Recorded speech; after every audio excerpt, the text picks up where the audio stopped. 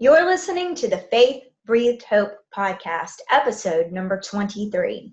Today, I speak with board-certified cardiologist and heart math practitioner, Dr. Disha Phillips, on writing her book to share her story and the transformation that has taken place since the beginning.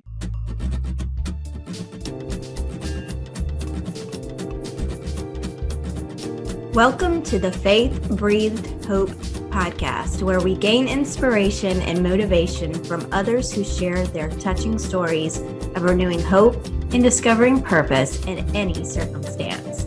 I'm your host, Christina Reisinger, and today we will be encouraged by another tremendously inspirational topic that will embolden you to release fear, begin taking small steps forward, and move into your God-given purpose to live and serve in this life.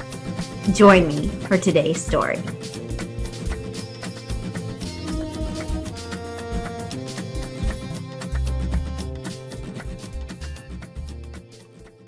Hey, Disha, and welcome to the Faith Breathed Hope podcast. How are you today?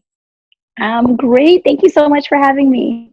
I am so glad to have you back. And for those of you who don't know, Disha was one of my speakers for the 2019 Grief Symposium. So I am honored to have her back to share her story. So for those people in the audience that don't know your story and don't know who you are, will you please just tell a little bit about yourself and kind of a little bit about your story? Sure. Yeah. So my name is Disha Mukherjee Phillip. I'm a board-certified cardiologist, and I like to call myself a cardiologist who deals with all matters of the heart. And I'm also a Chopra Center certified primordial sound meditation teacher and a heart math trained practitioner as well. So that's kind of my career path. But my story is, there's lots of parts to my story. But back in 2008 now, so it'll be 12 years now, my husband and I had been married just a couple years when we had the birth and loss of our first daughter, Rhea.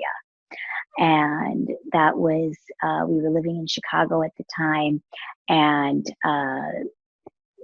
the doctor had used a vacuum on her head and it had caused a big bleed. And so by her second day of life, she was brain dead. And on day 4 of her life, we decided to take her off the ventilator.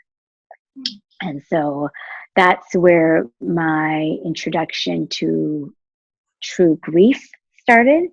And also that whole entire experience catapulted me into my own spiritual exploration. And the way that we met was through a mutual coach, actually, who worked with us both on writing our books. And today, that's what we're going to talk about. Before, if you didn't catch the interview that Disha did last year for the Grief Symposium, she talked about broken heart syndrome, which was an amazing interview. And I love to tell that all the time. But today we're going to talk about the transformation that occurred from when she first started writing her book, and changing from one idea for the title even to how it has transformed to today because of what is going on in her life. So let's get into that a little bit. Can you tell us a little bit about why you decided that you wanted to write a book in the first place? Yeah. Wow. It's a great question. So through the experience of losing Rhea and navigating that grief journey, when I look back on it, there are so many lessons that I learned. And I really, and not only through grief, but also navigating a lawsuit that happened afterwards and losing the lawsuit, and what I learned about the human spirit, what I learned about medicine, and the doctor-patient relationship, and what I learned about getting pregnant again and having courage to do that. And so there were just so many things that I felt like I needed to share with others that could possibly help them in the future, or help someone else who is navigating that loss to see how somebody else navigated it, so they know that they're not alone. And so I went to that program because I really, really wanted to try to get myself to write it all down. And I'd never written a book before. And so when I first started, I found it kind of difficult because I am a physician. And so many of the people in the program were writing their like how-to books, like how do you lose weight, or how do you figure out pelvic floor dysfunction, or how do you, they're very like clinical books, but mine was such a personal story. And really, when I was writing it, I felt like I was kind of trying to write a memoir, like just get the story out there so I could share it. And it was challenging for me because it was also so close to my heart. It was very vulnerable. And so, as you know, it's not out yet. And so, because we were just talking about the resistance. And what I realized, though, I definitely have the first draft out and it's been gone through edits. And initially, the title of the book was going to be something like Forsaken Arms or Empty Arms. And the cover of the book was a picture of me holding my daughter Ria in her last moments of life. And it's a very poignant picture. And in fact, I still will have those pictures in the book when it finally comes out. But what I realized, like the feeling that evokes is a lot of sadness and a lot of grief and loss, and this feeling of look at how much I've lost and look at what happened to me. And now, interestingly, when I look back at that time and I look at all the incredible lessons that I've learned from Ria, because if it wasn't for her, I wouldn't be able to connect with my patients on a daily basis who are navigating grief. I wouldn't have the feeling of a presence higher than myself within me. And so now I realize, I had this flash that I was telling you before, of that the title is going to be Grace Realized. Mm-hmm. Because through, even in that year, especially that initial year after we lost Ria, when I look back and I think about all the people who came out to support us, we had friends drive across the country and sleep on the floor of our 1-bedroom apartment. So when we came out of the room, somebody would be there in those first few weeks. And to this day, I get choked up thinking about that. And when I ask myself or ask the universe, what is that, right? I was so moved to see who came out, how they came out, how they shifted around their own work schedules to even come for a moment so they could show us that we were not alone. Mm-hmm. It was grace with a capital G. And I had never known or experienced something like that before in my life. I didn't know that kind of love and friendship existed. I tell my friends that they taught me how to be a friend, because I don't know if I would have done that for them if they had gone through the same thing. And there was nobody else in our friend circle who had gone through something like that. And then fast forward, we lost Ria in May 11th on Mother's Day. And fast forward several months, and in December, we received this huge envelope from the Chicago Botanic Gardens. And we open up the envelope, and it says that there's been a tree that's been dedicated to her forever. And even if the tree gets like struck by lightning and uprooted or whatever, and they plant another one, it will always be hers. And this was made possible by so many people who had donated in honor of her.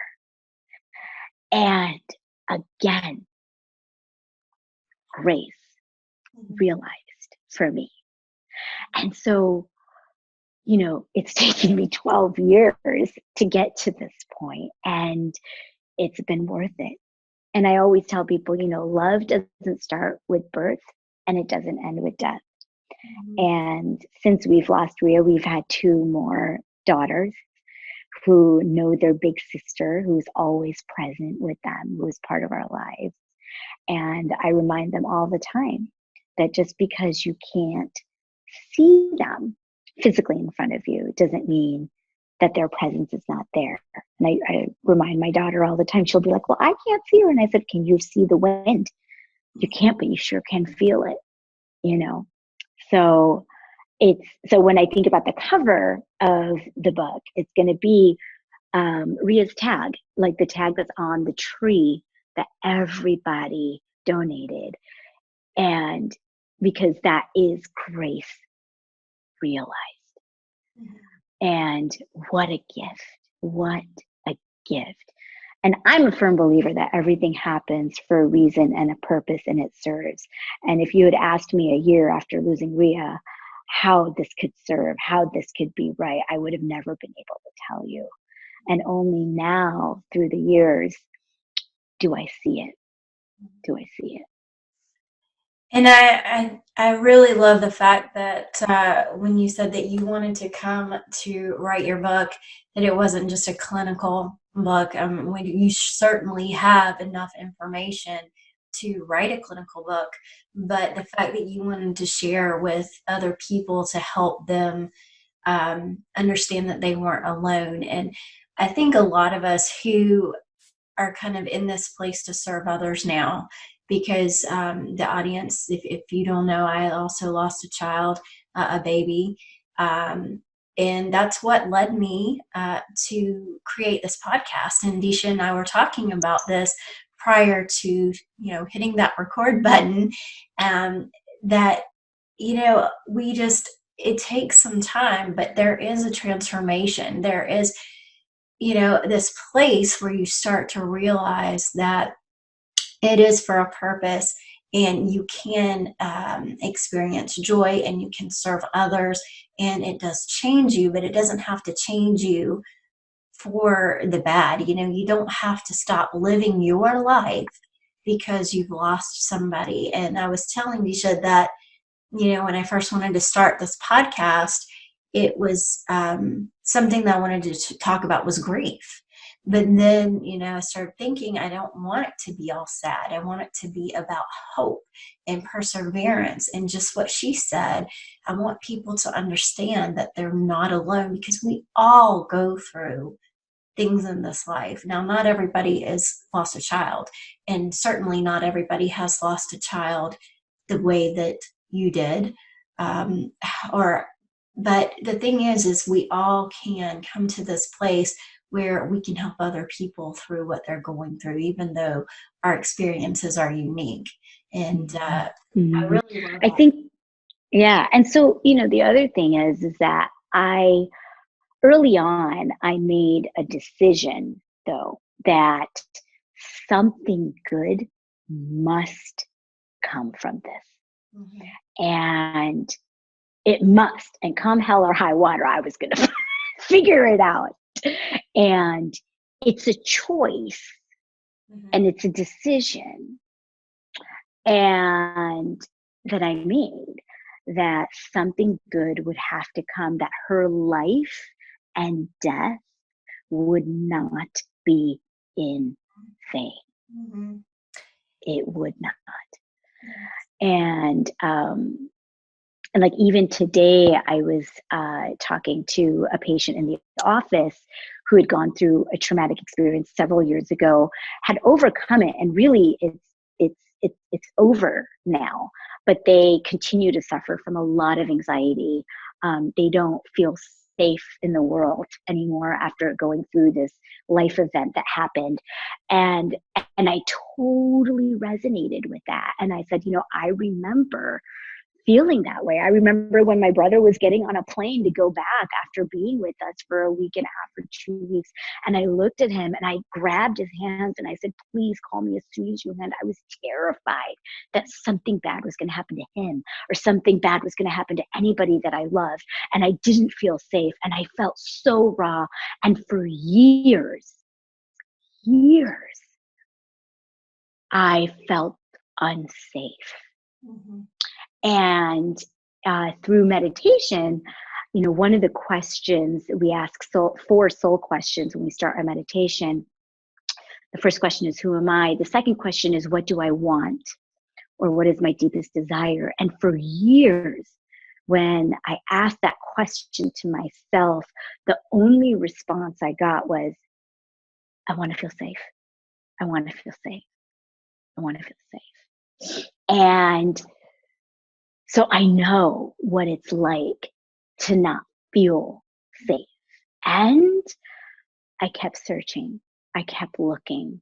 I kept trying to find evidence that I could believe in being safe again, that I am taken care of, that, and I would regrow that skin so it wasn't so raw anymore. And it does take time, and it takes the intention of, again, choosing to not be a victim of what happened, but trying to find some kind of a meaning that serves you and can serve others. And I believe that something that you and I are really trying to do is that from that loss that we felt is to serve others. Because when we get into that place of contribution, when we can serve someone else, then there was a meaning to it.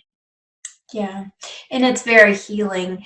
And so the thing is that, you talk about wanting,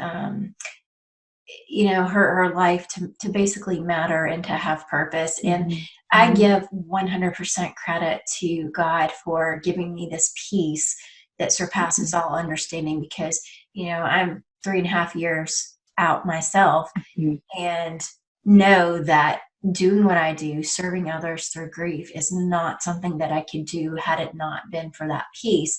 However, I want to talk a little bit about that purpose. The very beginning, I so desperately needed to understand that my daughter Isabella, that her life had a purpose. She was 10 and a half months old, and being able to be just being human and understanding why in the world would I be given this child, to have this child be taken away pretty much right away. I mean, definitely was sooner for you, but 10 and a half months is pretty darn soon.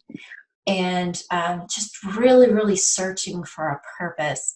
And I think that when we serve other people, not only does it help them understand that they don't have to sit in their own circumstances and feel alone and feel like they're a burden. I think we talked about that maybe even last year or some. But they can also know that when you're serving other people, that you're continuing to heal yourself. And so having this new epiphany of knowing that it's taking you a little while to get here, but you understand that this is grace. You see all the goodness that is coming from it. And I'm going to say that's super hard when you lose somebody, is to say, oh my goodness, those are fighting words. You might be supposed to see goodness out of this. But totally fighting words. Yeah. Somebody said that to me a year after, or even the first 5 years after. I would have been like, are you serious? Like, all right, really? Don't get away from me. Get away from me. Absolutely. Exactly. But you see now it is a place that you can come to. So, knowing that it is a place that you can find that grace, you can be able to appreciate people for the love that they showed you. um, and the love that they continue to show you, and the ability to be able to get your story out and hopefully just help, even if you help one other mother, one other person, it's just very gratifying. And it feels so good. And it's also helping you heal. What Mhm. would you say um, to somebody who is really struggling right now? Maybe they find themselves not necessarily in the same exact situation you are, but they're like, Disha, you know what? I just can't see any grace in this. Would you just tell them to be patient? I mean, what would you tell them to get on their knees? I mean, for me, staying in the Bible is one of the biggest things.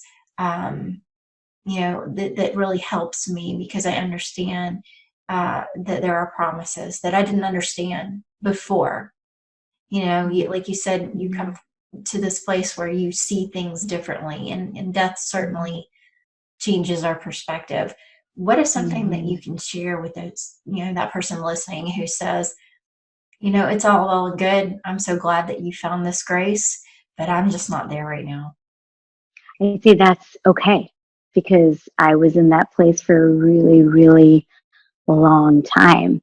I mean, Christina, you're 3.5 years out and you're doing this is like incredible. And I would say it is your faith that that supercharged your your ability to do that. But for me, I you know I didn't have that. I grew up going to Catholic school and everything, but I was raised Hindu, and like I didn't have like I I had a little bit of a faith in some kind of a higher power of some sort, but it wasn't something that was an everyday part of my life. And being a physician, I'm very scientific, and so a lot of that went, I didn't focus on that kind of thing.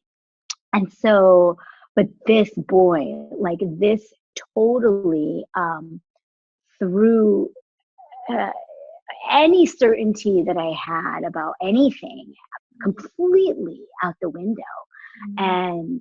And I remember even so 3 months after our daughter died, my father-in-law died just suddenly. And then we went to his funeral, and then I remember talking to this wonderful nurse, who I hold very dear and near to my heart. She had an open door for me when I was still in training, and I went to her and I said, look at how my life and my family's life has changed so much, and the buses are still running, the sun is still coming up, the birds are still chirping. What is the point? Mhm. This humongous tragic thing has happened in my life, and everything keeps going like it doesn't even matter. Mhm. And and I remember being shocked by that. Like, what? And then there's the other part of me is like, well, what did you think was going to happen? Everything was going to freeze, like, is my life froze? And she said to me, Disha, it's okay for you to feel like this right now and for the next 2 weeks. But if it goes on longer than that, then we need to look at getting you some medication and some real therapy. And so what I would say, so I didn't answer your question yet. And what I would say is it's okay for you to not be able to find the grace right now. And um, and I'll tell the story what I was telling you earlier about just tonight, the story that I was reading to my daughter for bedtime. So there's a little book called Buddha at Bedtime, and the story was about a little girl who was really upset that she couldn't go to her friend's birthday party because she was sick. She had a fever, and her father's like, forget it, you can't go. And she was upset, and she was crying and crying and crying and crying, and because she wanted to wear her dress and go to her friend's party. And so she falls asleep, and she sees a little fairy that comes to her, and the fairy's like, and she's like, do you grant wishes? And the fairy's like, yeah, I do. And what do you want? And the little girl's like, well, I don't want to be sick anymore. I want to be able to go to my friend's party. I don't want to be sad, and I want to be able to wear my pretty dress to the party. And so the fairy's like, okay, that's fine. All you need to do is find a handkerchief to dry your tears with. But the only catch is that the handkerchief has to come from somebody who has never shed a tear and who has never been sad in their life. And she's like, no problem. I got this. I'll just go to my daddy because I know grown-ups don't cry at all. And so she goes, and then she looks through the window of her house, and she sees that her mom and dad are watching a sad movie, and they're both crying. And she's like, oh man, okay, that's not going to work. They're crying. And then she goes to her grandfather, and she goes to some other person. And she came back to the little fairy and said, I couldn't find anybody. And that's the point, is that the lesson was that everybody's life has sadness, and every human being will experience suffering and sadness, but it doesn't have to be forever. And there is nothing wrong if one day you do smile again and you do find joy. My good friend Carol lost her daughter almost 40 years ago.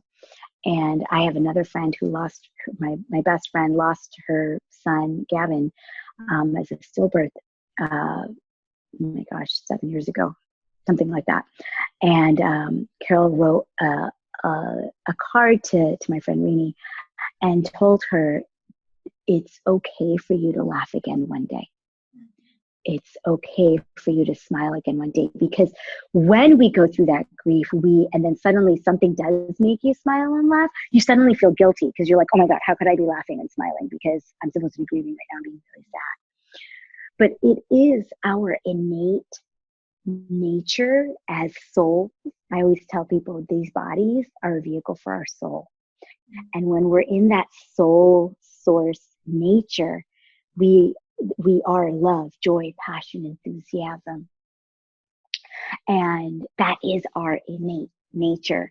And it's when we come into this body and then we start having all these experiences and these influences that come into our brain, and we create stories about what life means, which we get from other people, which are downloaded to us from other people, from our parents and whoever raised us and whatever, that we start experiencing pain and suffering and what it all means.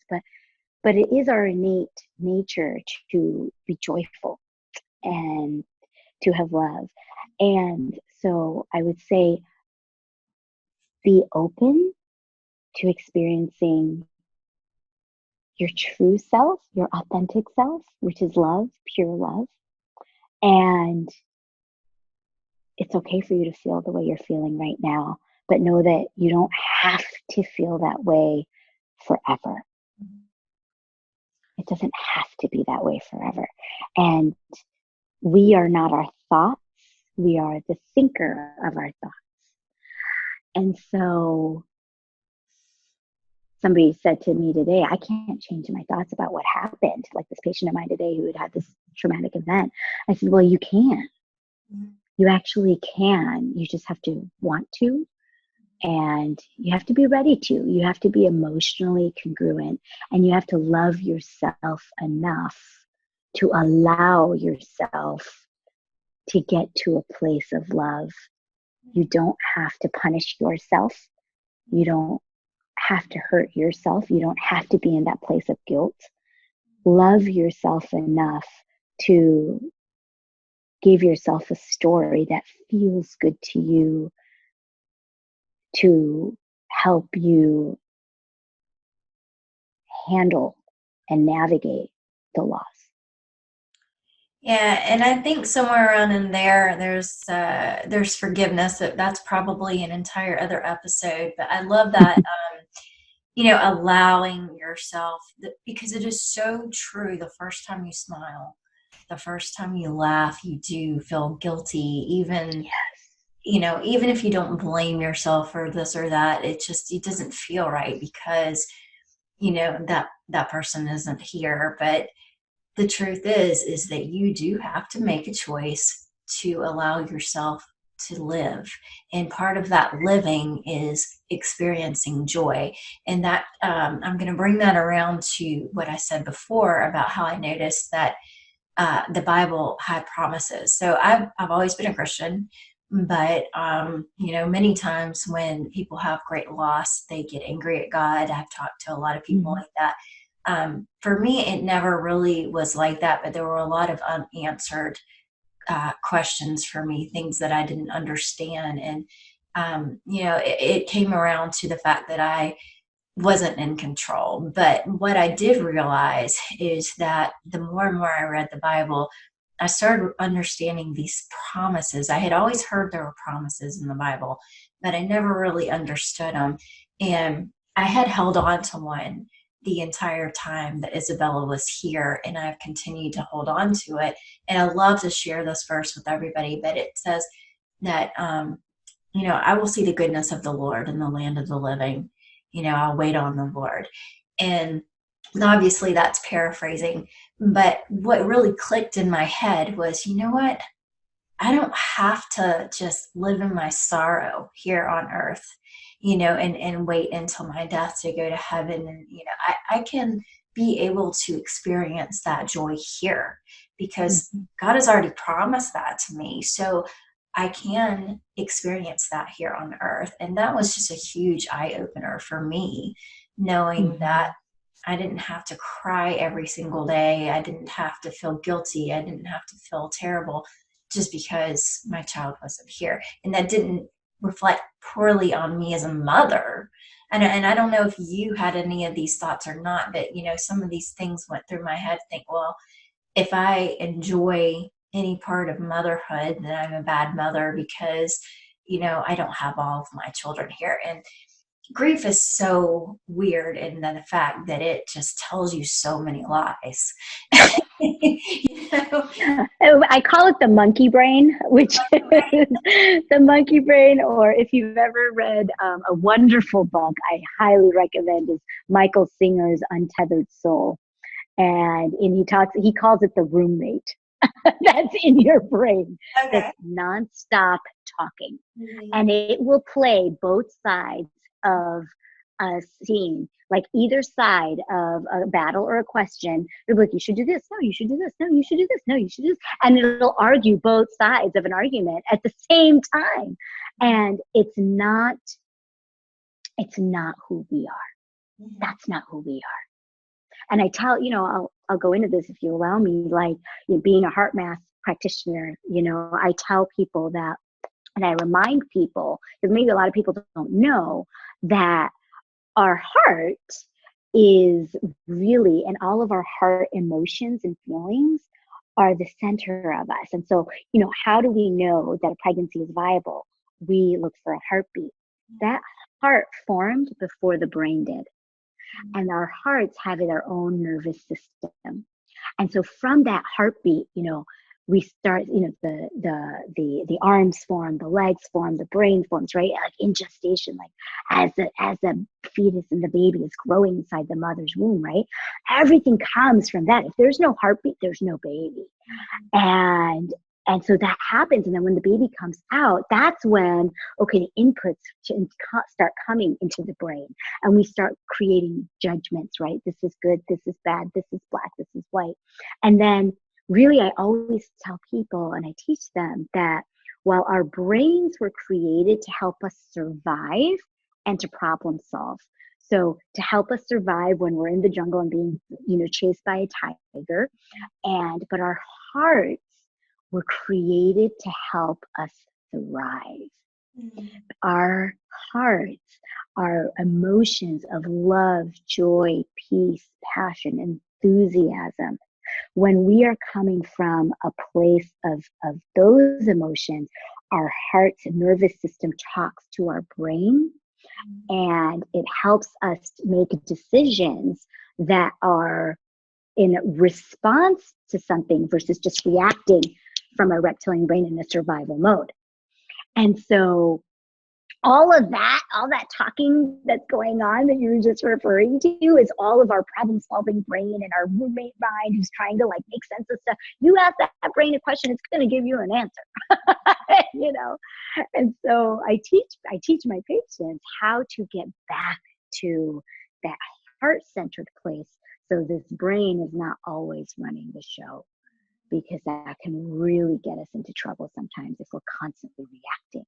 And Mhm. there's a ton of physiologic responses that happen from that, which we can go into another time. But it's so important that we know that our authentic selves is not that mind chatter that's going on all the time. And you know that it's not your authentic self when it's saying stuff that makes you feel bad. Right. I am completely fascinated with the brain. So definitely, I could talk about that all day long, but it's definitely Yeah, I know. time. So, Disha, I am so thankful that you came back and were willing to talk to me again. And would like to ask you if you have any place that people can find you. Maybe by the time this episode is going to air a little bit later on in the year, maybe you might have a little bit of progression on your book. But I hope so, God willing. I want to get it out there. It's very important. Yep. So where can they find you if they, I don't know, if they want to reach out to you somehow? Yeah, no, if you want to reach out to me, absolutely. I actually do have a website because I do teach primordial sound meditation online. And so you can go to drdisha.com. So it's DRDISHA.com. And you can please drop in your email and name, and we will reach out to you when we're coming up with new programs and when the book is launched for sure. Awesome. Yeah. And the other thing that actually also on YouTube, I give a daily direction from Disha, where I go through the daily Ask and It Is Given calendar, where we're talking about the law of attraction and the laws of the universe and how they work. So I have that daily also. Cool. Well, I'm so happy to have you on Faith Breathed Hope. For the rest of you who are listening, thank you for joining us today. And we ask that you are continuing to be blessed and bless others. If you were unable to attend the 2020 Virtual Grief Symposium, we would like for you to know that we have the All Access Pass available with all 20 plus speakers and talks. The All Access Pass will be available this week only at event price. You can go to griefsymposium.org to get your tickets today.